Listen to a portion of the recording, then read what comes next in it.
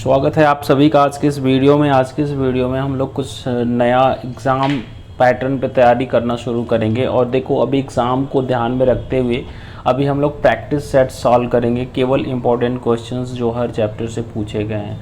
तो मैं आपकी जानकारी के लिए बता दूं कि ये जो चैप्टर है ये कंजंक्शन से सभी प्रतियोगी परीक्षाओं में प्रश्न पूछे जाते हैं। और स्पेशली ये वीडियो कम्युनिकेशन स्किल 2 प्रतियोगी परीक्षा के साथ साथ पॉलिटेक्निक स्टूडेंट के लिए बहुत ज़रूरी है। तो कंजंक्शन वीडियो आपको ध्यान से समझना है। अगर आप इसके पहले के 2 वीडियोस नहीं देखे हैं तो ज़रूर चैनल पर पड़े हुए प्लेलिस्ट में आप वीडियोस को ज़रूर देखेंगे, तब कंजंक्शन पार्ट 3 आपको अच्छे से समझ में आएगा।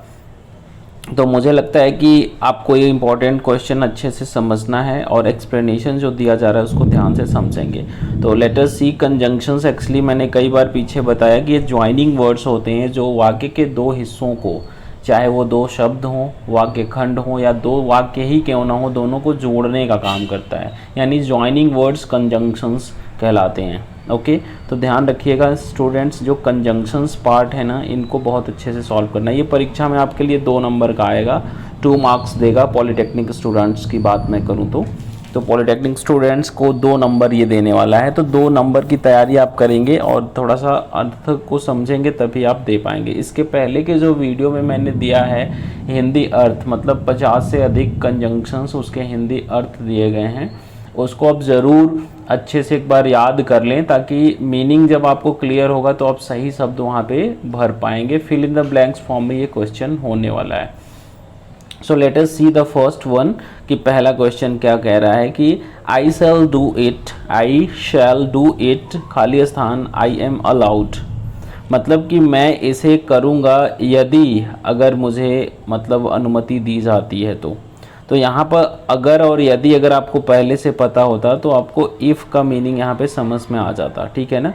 तो यहाँ पे इफ़ भरना पड़ेगा, I shall do it if I am allowed. Okay, तो यहाँ पे आपको क्या भरना है, इफ़। ये ध्यान रखिएगा।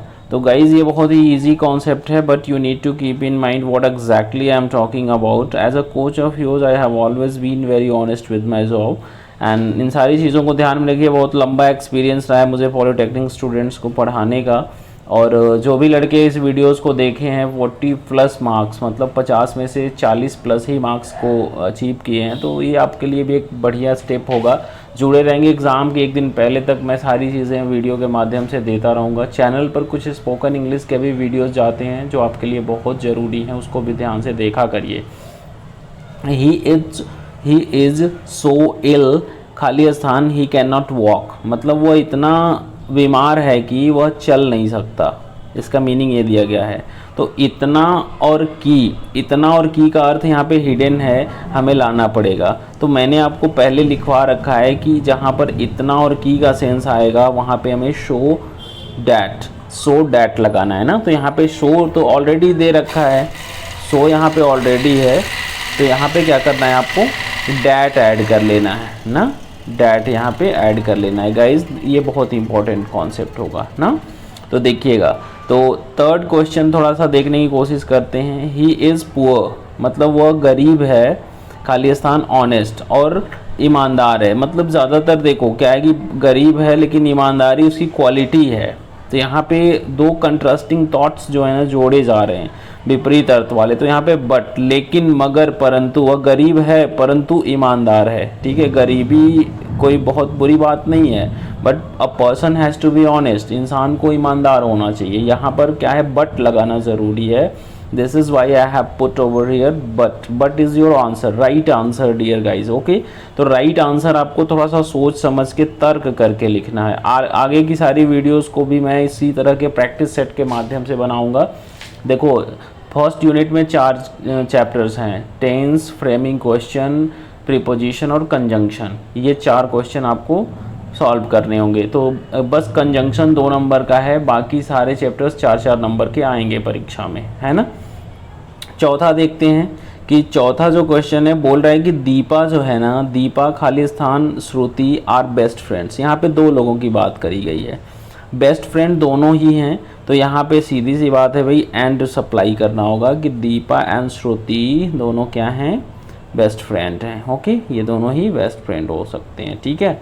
तो यहाँ एंड लगाना पड़ेगा। एंड भी एक प्रकार का कंजंक्शन है जो इक्वल टाइप के वर्ड्स को जोड़ते हैं, इक्वल इंपॉर्टेंस वाले। पांचवा देखते हैं, if you work out regularly you will not see any results.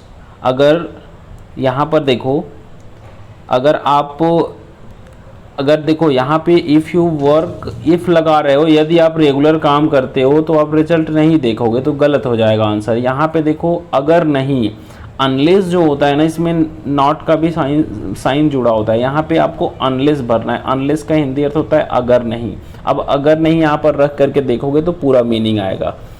If you work out regularly, अगर आप नियमित रूप से कार्य नहीं करते हैं, you will not see any results, आप कोई परिणाम नहीं देखेंगे। तो अगर नहीं, यहाँ पे अनलेस लगाना है, अनटिल नहीं लगाना है। अनटिल जब तक नहीं के अर्थ में होता है यूज़, है ना। अनटिल और अनलेस का मतलब पहले इसका हिंदी मीनिंग तैयार कर लो, फिर समझो। अगर नहीं और जब तक नहीं में अंतर होता है ना। तो late us see the next one, 6 number question देखते हैं। खाली स्थान है, Arpita does not cook much. Arpita जो है ज़्यादा पकाती नहीं है भोजन। एंड सी लव्स बेकिंग, मतलब उसे बेकिंग मतलब सेक करके खाना या कुछ। आप सेकिंग, बेकिंग का मतलब ये होता है कि किसी भी चीज़ को पकाना नहीं, उसको सेक करके खाना, है ना। तो उसको बेकिंग ज़्यादा पसंद है। तो यहाँ पे वो अल्दो आपको सप्लाई करना है। Although Arpita does not cook much, यद्यपि हालांकि अर्पिता बहुत खाना नहीं पकाती है, लेकिन वह बेकिंग पसंद करती है ना। बेकिंग मतलब सेकना, है ना। यहाँ पे ध्यान दीजिएगा। 7वां question, she had no money ना। शी हैड नो मनी, खाली स्थान, she was prepared to help me. मतलब यहाँ पे दिया गया है कि उसके पास पैसा तो नहीं था, खाली स्थान, लेकिन वो तैयार थी, है ना। मतलब उतना उसको होने के बावजूद भी, पैसा नहीं था फिर भी वो तैयार थी मदद करने के लिए ना। तो फिर भी का सेंस यहाँ पे जुड़ेगा, तो येट ना। तो she had no money yet she was prepared to help me. उसके पास पैसा नहीं था फिर भी वो मतलब मदद करने के लिए तैयार थे। यहाँ येट भरना है। देखो ये प्रैक्टिस है, जितने क्वेश्चंस आपको सॉल्व कराए जा रहे हैं इसको आप लोग ध्यान से पढ़िए, इससे बाहर कुछ भी नहीं आने वाला है। गोल्ड क्लासेस से सारी चीज़ें ऑथेंटिक होती हैं, टेस्टेड होती हैं, देयर इज़ नो एरर, और आपको कोशिश की जाती है कि बेस्ट जानकारी दी जाए, है ना। इसका आप एक नोट्स बनाइएगा, प्रैक्टिकल थोड़ा सा अपने वे में लिख करके इस चीज़ों को सॉल्व करिए, ठीक है ना। सी इज़ नाइदर रिच, अब जहाँ नाइदर लग जाता है वहाँ नॉर कनेक्ट होता है, मैंने कई बार बोला है। तो she is neither rich nor educated, ना ही वो अमीर है ना ही वो पढ़ी लिखी है, शिक्षित है, ना ही वो शिक्षित है ना ही वो अमीर है। तो यहाँ पे नाइदर और नॉर को कनेक्ट कर देना, ठीक है। 9 नंबर क्वेश्चन देखते हैं, विच इज़ वेरी इंपॉर्टेंट। यहाँ पे क्या बोलना है कि you can use my car, आप मेरे कार को यूज़ कर सकते हो, खाली स्थान, यू ड्राइव केयरफुली, है ना। लेकिन तभी तक कार को यूज़ कर सकते हो जब तक तुम इस कार को ध्यानपूर्वक चलाओगे, मतलब कि ड्रिफ्टिंग करोगे और रैश ड्राइविंग करोगे तो कार नहीं चला सकते मेरा। तो you can use my car as long as you drive carefully, जब तक आप इसको, है ना, ध्यानपूर्वक चलाओगे। लास्ट क्वेश्चन देखते हैं, दिस इज़ द कॉलेज, ये वही कॉलेज है, खाली स्थान, वी स्टडीड, जहाँ हम पढ़े ना। तो दिस इज़ द कॉलेज जहाँ हम पढ़े, तो जहाँ का अर्थ जहाँ पर छिपा है, मैंने बोल रखा था कि जहाँ के लिए अंग्रेजी में वेयर लगाना है एज अ कंजंक्शन, तो यहाँ पे कंजंक्शन आपको वेयर लगाना है। Is that clear. तो गाइज उम्मीद करता हूँ चीज़ें आपको समझ आई होंगी। मेरा एक छोटा सा प्रयास आपके लिए एक अच्छा प्रयास जो है बन सकता है, और एक छोटा सा प्रयास आपको 40+ मार्क्स दिला सकता है। सो प्लीज़ अपने दोस्तों को शेयर करें, गोल्ड क्लासेस से जुड़ें, क्योंकि this is the only channel you have authentic information. और आपको परीक्षा से रिलेटेड कोई भी जानकारी है तो being a teacher I always keep updating my news, अभी स्टूडेंट्स को भी बताता रहता हूँ। आप हमसे जुड़े रहेंगे, और जो हेल्पलाइन नंबर गोल्ड क्लासेस का, इससे ज़रूर संपर्क करें। अगर आप रिवीजन क्लास ज्वाइन करना चाहते हैं तो स्क्रीन पर दिख रहे नंबर पे आप तुरंत कांटेक्ट करें, व्हाट्सएप नंबर से जुड़ें। और मिलते हैं अगले वीडियो में नए कॉन्सेप्ट के साथ। तब तक के लिए आप सभी को अलविदा।